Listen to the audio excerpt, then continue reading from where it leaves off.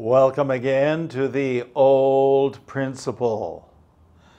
I am the Old Principal, and we've got another English instructional program for you. Another story. This is number 309, Our Son's Formal Education. What do you see there?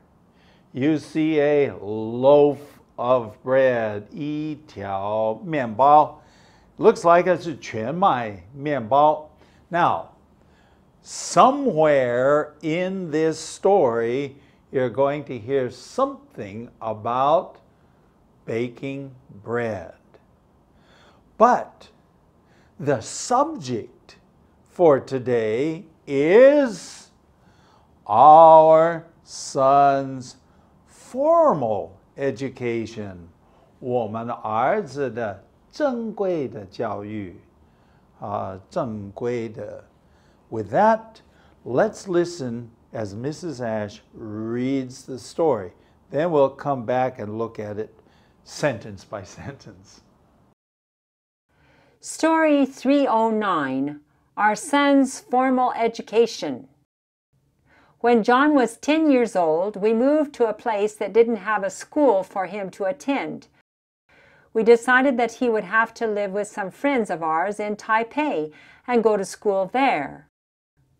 It was a hard decision for us to make because a 10-year-old child is too young to leave home. The school year went well. He enjoyed living with our friends because they had a son the same age. During the spring, we went up to Taipei to visit John. While there, John requested to return with us and finish off the rest of the year at home. By now, we had a school located near us that he could attend. On the surface, this was the reason he wanted to come home. But since I feel a person should always finish what he starts, I told him to write out 10 reasons why we should consider allowing him to come home. The next morning, he presented his list to me. I never read much of the list. In fact, I never got past the first reason, which simply said, I love you. That was a good enough reason for me. I told him to start packing his bags. I went to his 5th grade teacher and told him of our plans. The teacher said, we hate to see John go. He has been a good influence around here. He is a peacemaker. In later years, we discovered that his little brother was the same type of person. I've often thought how nice this world would be if everyone were peacemakers. After returning home, we helped John start a little bread baking business. He bought the ingredients and paid for the gas to heat the stove. We installed a red flashing light at our house to notify students and teachers when a new batch of bread was ready. Welcome back. Are you ready to go? When John was 10 years old, we moved to a place that didn't have a school for him to attend. 10 years old, we moved to a place that didn't have a school for him to attend. 没有学校. So, he's 10 years old. He's got to go to school. He speaks English. Well, he spoke Chinese too, but we wanted him to go to an English-speaking school. No school, so what to do? Going on. We decided that he would have to live with some friends of ours in Taipei, okay, and go to school there. Actually, it worked out pretty good. We felt a little bit bad, 有一点心疼啊. At 10 years old, already our son is leaving home. So we decided he'd live with some friends of ours. They lived in northern Taiwan, Taipei. And of course, he would go to school there, 就是在那个地方上学校. Going on. It was a hard decision to make because 10-year-old is too young to leave home. I mean, yeah, I would have to say it was a very hard decision, both for Mrs. Ash and myself, to decide that your child would have to leave home. He was too young. 太年轻啊. You shouldn't have to leave home when you're 10 years old. He was too young to leave. So it was 很难做的决定. Going on. The school went well. The school year. 那个学年非常好，过得好. I mean, it was a great year. And everything seemed to be going very, very well. He enjoyed living with our friends because they had a son the same age as John. We called him Lanny. I think his name, real name was Lance. And so they were exactly the same age. So he had a companion. Now, maybe you will remember, maybe you won't. John, my son, had a younger brother. But the younger brother, his brother is named James, is 4 years younger. Okay, so John was 10, his brother was 6. Okay. So the school year, let's go back there. The school year went very well. He enjoyed living with his friends, especially because he had that companion, same age. During the spring, we went to Taipei to visit John. In the spring, 春天的时候, okay, we went to Taipei. We lived in the south, so we went up to Taipei to visit John. And, you know, to get away and take a little bit of a vacation. While we were there, John requested to return with us and finish off the rest of the school year at home. Okay. He requested, 他要求, okay, that he return with us when we went back to central Taiwan, to the school where I was living, that he would finish off the rest of the year up at home. What does it mean to finish off the rest of the year at home? That should be very clear. It's not a hard one. 剩下的学年他在家，而不在台北那个地方啊。So he wanted to finish the school year at home and not there. Now, remember, I am what? 老校长. Now, granted, in those days I wasn't 老校长, but I still had been a high school principal, and so we had this, no, let's go on to the next one. By now there was a school located near us, actually, 同一个校园, and it was an English speaking school. And so that was cool. There was actually a school there, and on the surface, this was the reason he wanted to go home. 表面上, okay, on the surface. 表面上, on the surface, 他的理由是什么? Because there was a school there. he could go home and be with his school. Okay, go to school there, stay at home. So in a way, it made sense. If there's a school there, then let your son come home. But since I feel, 这是我自己的原则, but since I feel a person should always finish what he starts, I told him to write out 10 reasons why we should consider allowing him to come home. Okay, let's take a look at that.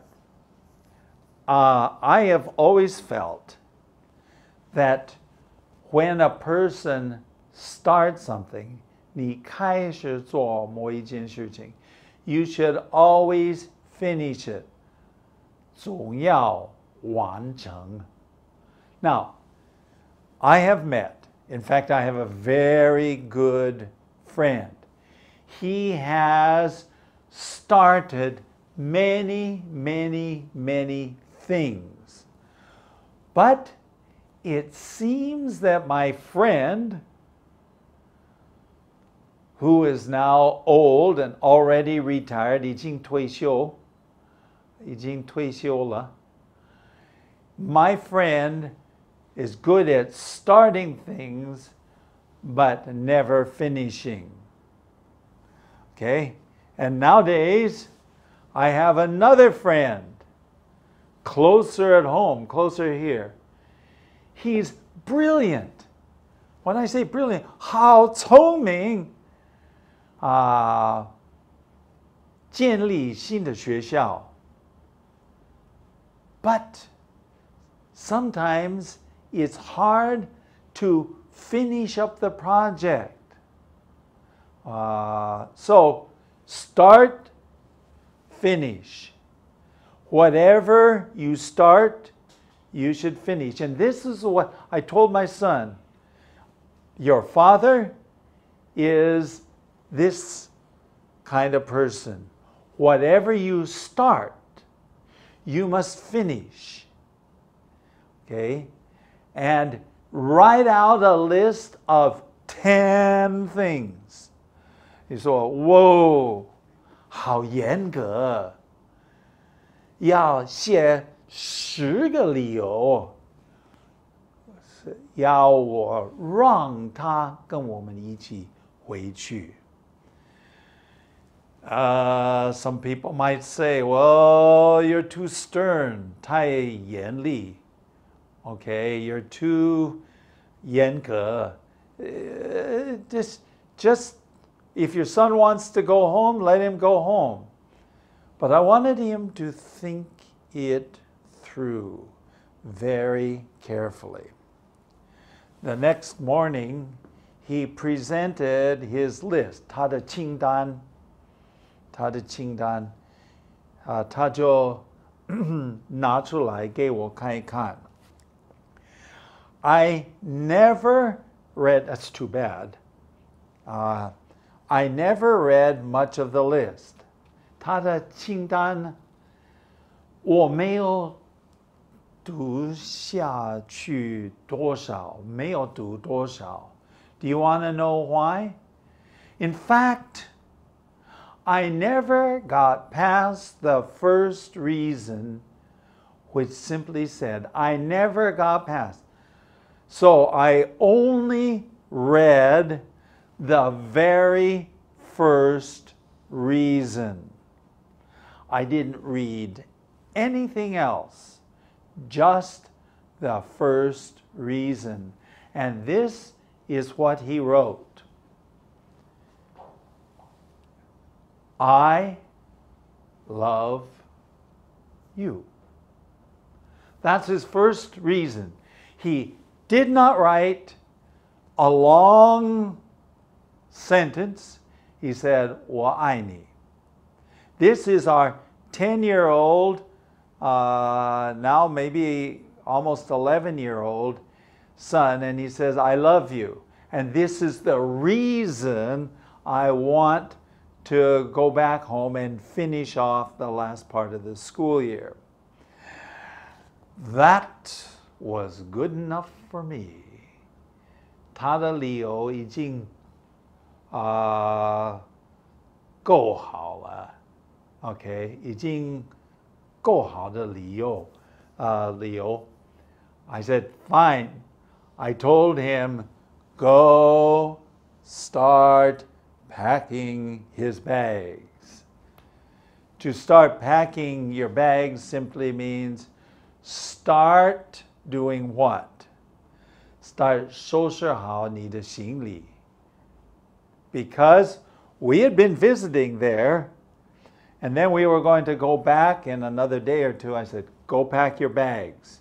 I will go talk to your teacher. I will talk to your teacher. Going on. I went to his 5th grade teacher. 5th grade teacher. Okay, 他是小学5年级的老师.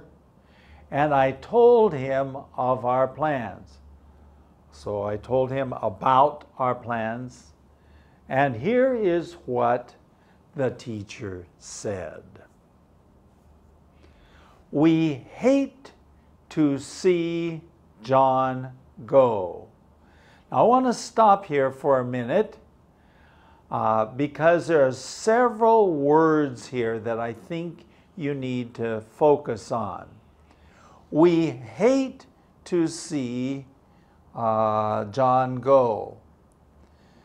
我们舍不得让 John 离开，舍不得 hate to see something, okay, especially when it's something you don't want to give up. We don't want to give up a good student, so we hate to see him go. The next says he's been a good influence around here. He has been a good influence around here. 他的影响很好，他的榜样很好。He is influential. He is a good influence here at this school. By the way, it was quite a small school. Okay.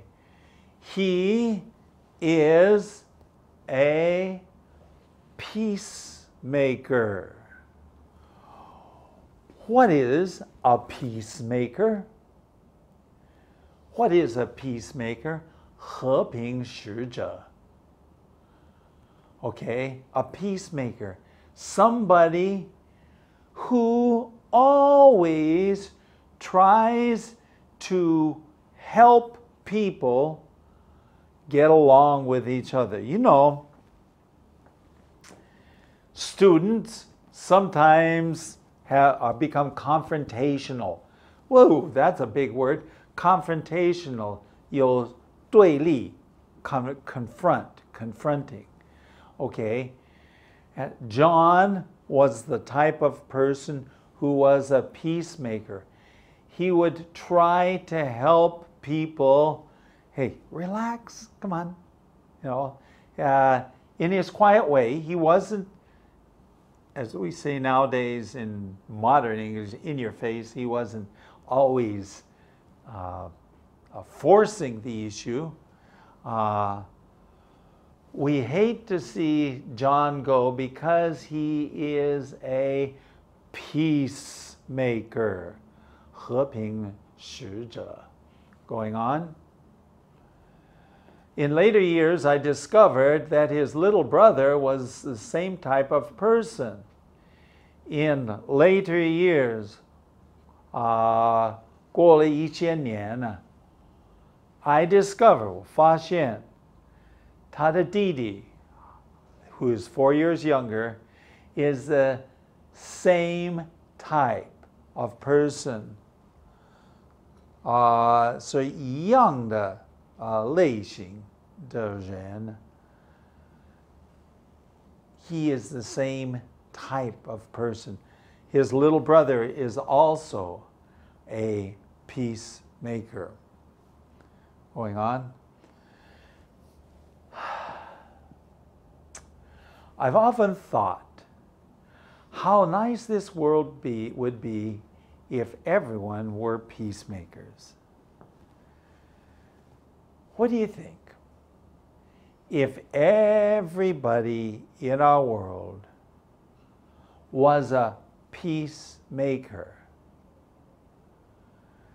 then there would be no wars, because everybody would be trying to find a peaceful solution.